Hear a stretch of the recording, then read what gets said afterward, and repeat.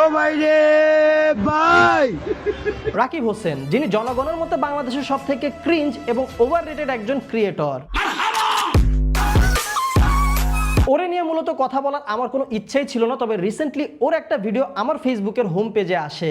Guys দেখো অন্তরা কি করতেছে, সুটিয়ে লাল করে দেবো, নোংরামি বার করে দেবো। দুইটা অর্ধনগ্ন মহিলা, না পুরানগ্ন মহিলার মাঝখানে ওর বউ দাঁড়ায়া দাঁত কেলাইতেছে আর ও পিছন থেকে ভিডিও করতেছে। আমার তো লজ্জা লাগতেছে। চলো ভাই রাকিব, তুমি নিজেও জানো তোমার অডিয়েন্সের মধ্যে 90% বাচ্চা, 12 থেকে 14 বছরের কম বয়সী। এরা নিজেরা তো তোমার ভিডিও দেখে, পাশাপাশি ফ্যামিলিরে সহ দেখায়, তারপরে কোন সেন্সে এই ধরনের ভিডিও আপলোড করে বুঝলাম না।